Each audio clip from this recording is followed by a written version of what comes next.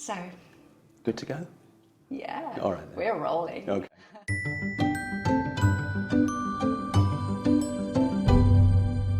It's lovely to have you here. Thank you for coming. Very pleased to be here. Yeah. Very So, pleased to be here. Anthony, do you want to tell the viewer who you are and what you do? Yeah, sure. Hi, I'm Anthony Asquith. I'm a psychotherapist and hypnotist. Most of my work is with the NHS. I teach clinicians, many of them are women, interestingly enough, how to work with other people and do that successfully, so that there's avoiding stress, misunderstanding, makes them much more productive, and particularly in business, where I do some occasional consulting for people like Royal Mail and American Express, more profitable. And that's certainly something that you guys, I'm sure, will be most interested to hear about. I think we'll be interested in everything you do, because Well, there's I hope so so. many brilliant things. And Thank you. iStorm is very much a platform for business women who want to take a step up, be brave, be seen and heard, but also manage the work-life balance, Yes. which I know you have lots of good advice for. So I met you. You came to me actually because you were writing a book. That's right, yes. I was introduced to me through a friend, yes, me, and through a friend, Natasha, and she said to me, believe me, this lady is so inspired. I didn't really realise quite how inspired until I actually sat her down, and we had an interview similar to this, and we spent a good sort of half morning talking together, sharing ideas about her background in television in Scandinavia and all the work she'd done, both in front of camera as we see today, and obviously behind camera, post-production, all that sort of stuff. And, you know, what she was doing to help people, for, you know, people wanting to start their own businesses, particularly around using YouTube. And there's a lot of concerns about getting started in this sort of thing. She kind of demystified everything. But more importantly, I also found from her story a great deal of passion comes from understanding where to get passion. And I think that was one of the things we found was very useful. And particularly in launching my book, I talked a lot about passion and just developing it to help you go far in the world. So the book Thrive and Shine was launched last week, wasn't it? Yes. Yeah. Me took part in the actual event launch itself. It was fantastic. That's available on Amazon, and I won't say any more than that. That's okay. You should. Yeah. It's a cracking book and a really great read. I'm sure you'll enjoy it. But yes, I brought the book out. Me was very kind to take part, and has been very supportive, and boom, I'm very appreciative of her time. Thank you. It's a great book, very inspiring people. You enjoyed it? Yeah. Lovely to see that you've really found their spirit and put it on paper. Yeah. I mean, the story behind the book is that nobody really lead a mediocre life. But what I think is so interesting, I've written books on psychology before. This is more about interviewing people just like me, not just ordinary, but also have an ability to turn an ordinary world into something magnificent, which is why I called her story Me's Magnificent Obsession. Brilliant. And I'm so flattered. Thank you so much. And I brought in a whole range of different people to contribute to the book. You sure did. Yeah. And it's designed really to give you a sense that there's enormous potential out there in the world for anything. And, you know, me is just a living example of how that goes, you know, from that point of view. Oh, do I need to keep So we were going to talk about something specific that you have, that you call the DISC model. Tell me more about the DISC model. Is that your phrase, or is that the Association of Hypnotization? Hypnotisation, yeah. So the DISC model is primarily a human behaviour system that's very widely used, enormously popular. And DISC itself represents an acronym for 4 personality types, me. You've got, first of all, the dominant personalities. They have what we call an outgoing and task-oriented nature. So dominant people, they like to get stuff done, first of all. They're not there to have fun with you. They just want to make money as quickly as possible. They'll be nice to you provided you're working. If you stand around and talk while you're doing their job, they don't necessarily appreciate that. You'll probably be aware of them.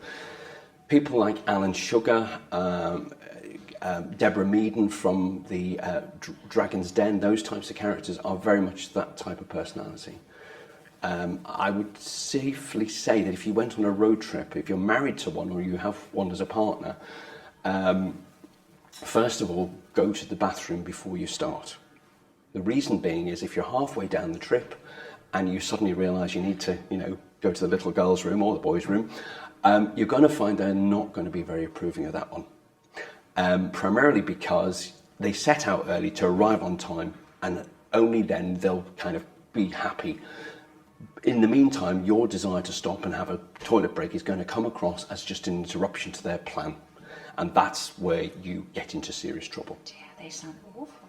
They can be when out of control, but generally speaking, if they're in control like any personality type, they can be easy to get on with. I teach primarily how to, if you're not a dominant person, how to get into the mindset and work with dominant people so you don't, for example, get upset by their sharpness. I teach you how to speak to them, the types of words you use. Even if I'm speaking now, I've kind of raised my voice a little bit to appeal to that kind of sentiment. Interesting. Yeah. So that's the dominant, the D type. Then you have the I type of disc, which is the inspired. Hi, that's me.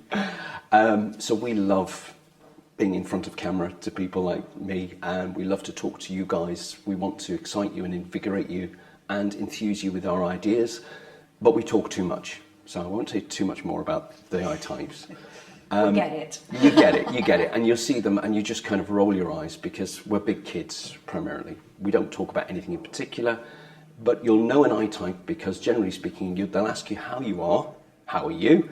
You'll try to tell them how you've been, and within 30 seconds they'll have interrupted you. Turn the conversation back to them and be continually touching on what their lives are about.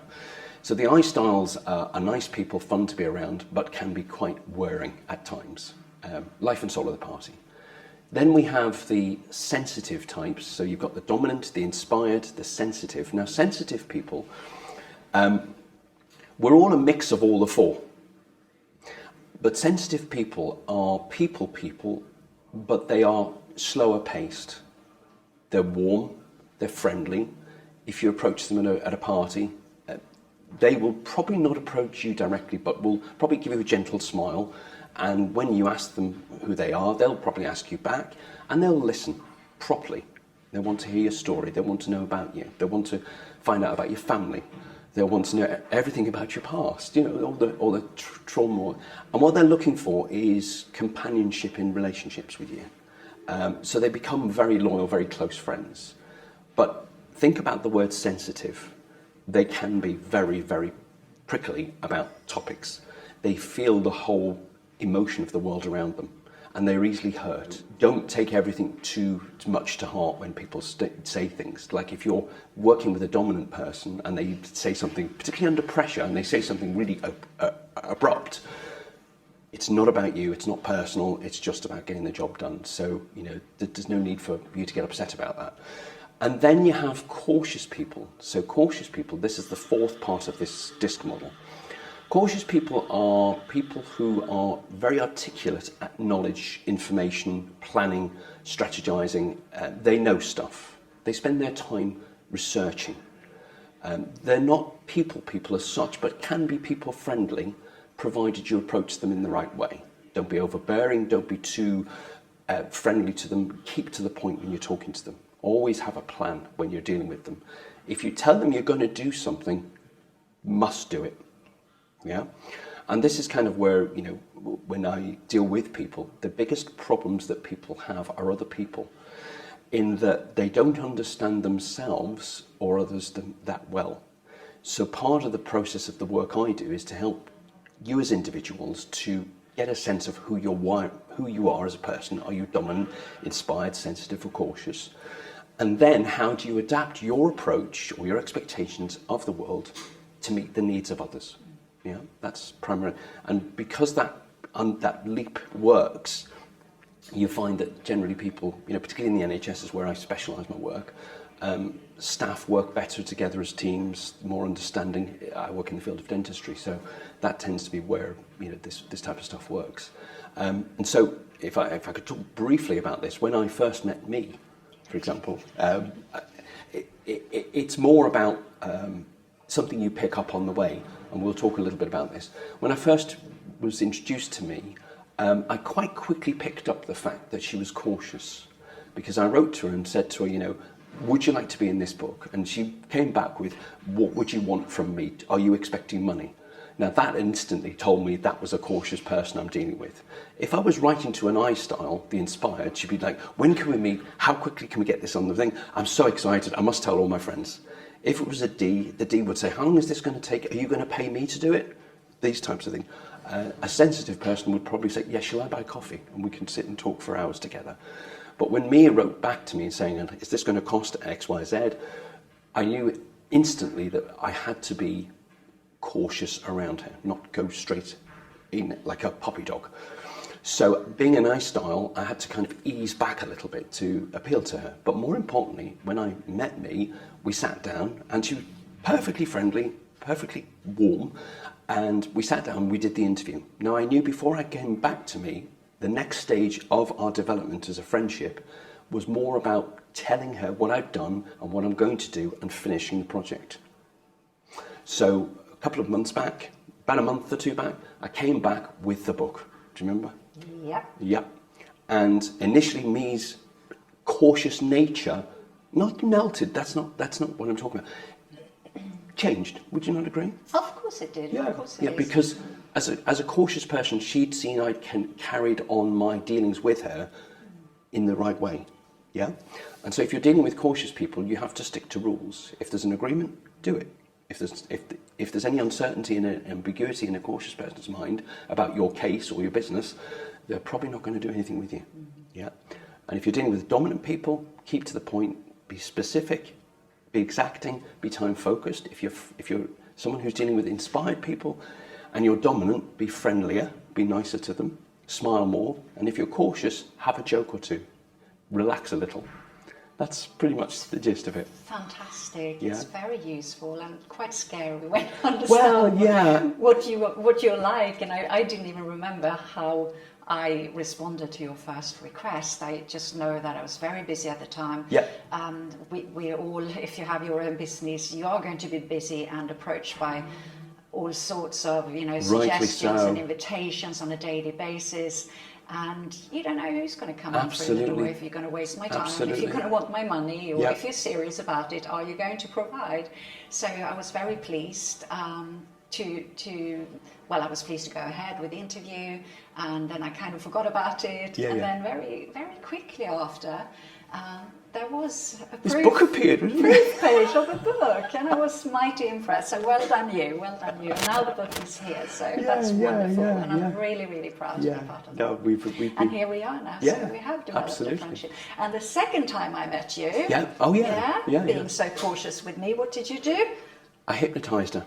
He hypnotised me. Yeah, it was Waitrose. Waitrose, we met at the cafe. Yeah.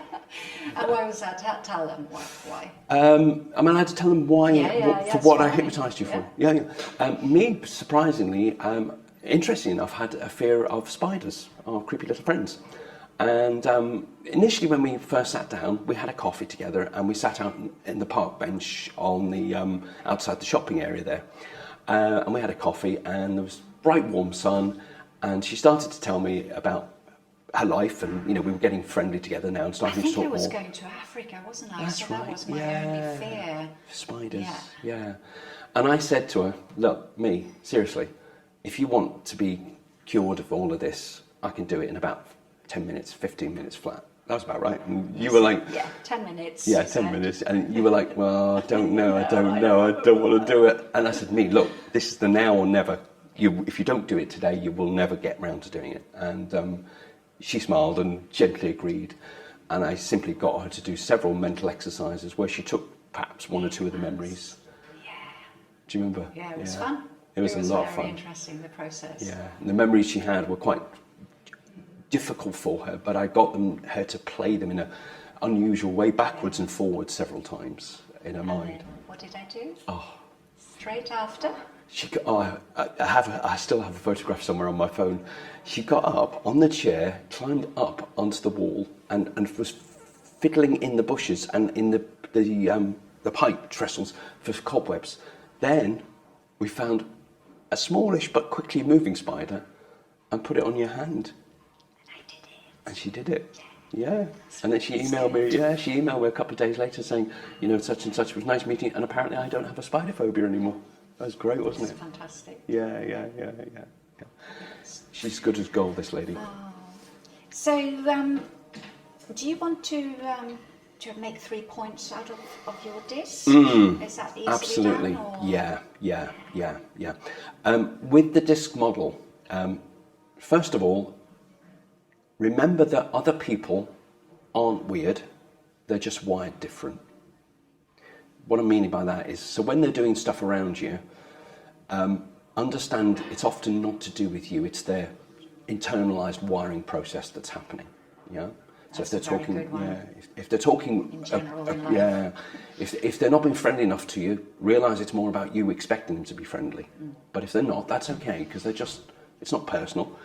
If they're not fast working paced enough for you, don't go in shooting them Uzi 9mm, because they may not appreciate that. But if you compliment them on how organised they are, surprisingly enough, they move towards you. And the more you replicate or move towards other people's behaviour, they come back towards you. It's kind of a nice synergy, as it were.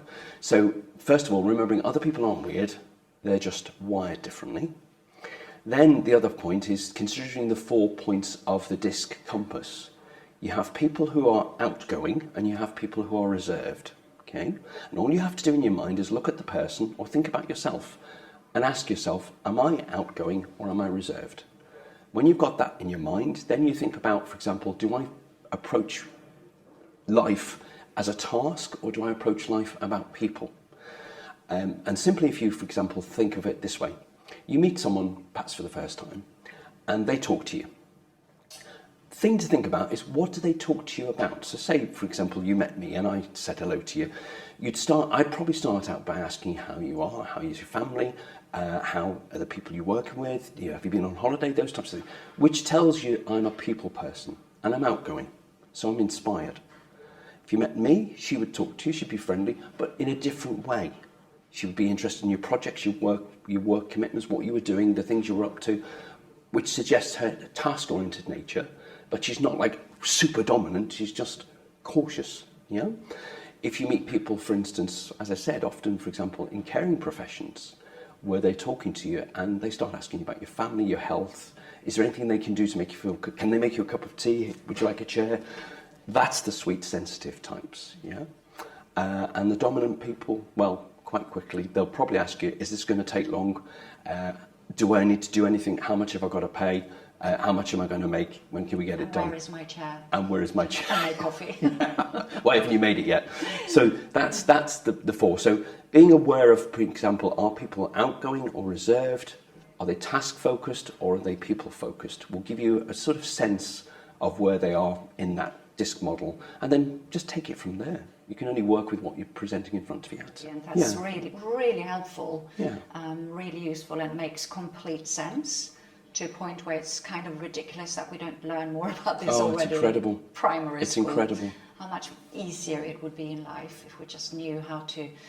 I mean, we should always treat people with respect and care, obviously, but we are all different. So, I think this can be really, really handy to Most take definitely. in and think about, especially if you work on projects or with staff or other people. But even within families, we're bound to be different as well, right? Yeah, absolutely. And, no matter how academically intelligent people might appear to be, if they lack the ability to get on with others, around 15% of your skill and success in life will be down to what you know about the world.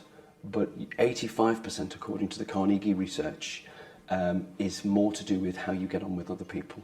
And if you can, is what I will be talking in another interview with Sarah Hopwood about EQ and IQ, and the importance of using that sense. Fabulous. Thank you so much. That's My pleasure. really Always lovely. happy to come in and talk. Do remember the disc model, make use of it, see how it applies to you and your surroundings. You'll find plenty of information on YouTube. There's a guy called Robert A. Rohm, R-O-H-M. He's got lots of amazing videos on disc. and the disc model, and it'll And really. what about your YouTube channel? Yeah, I've got a YouTube channel as well. If you type in, yes, you're very good, me. Called Anthony Asquith. If you type in that, it'll come up with numerous videos that I've done, and me's helped me with giving me some coaching and guidance about how to get that right. So that was good. Or you can visit my website, which is www.dentcom, DENTCOM training.co.uk, and hopefully I'll see you soon. And are you related to the ex-Prime Minister? No, nothing to do with him. Cracking question, I love that. Yeah, like that. Finish that on that then. Thank you for Thanks watching. again. And Cheers. please do subscribe to the channel and follow for Yeah, she's more brilliant. wonderful, She's gold dust. wonderful She's gold dust, learning, this lady. balance, thriving and shining.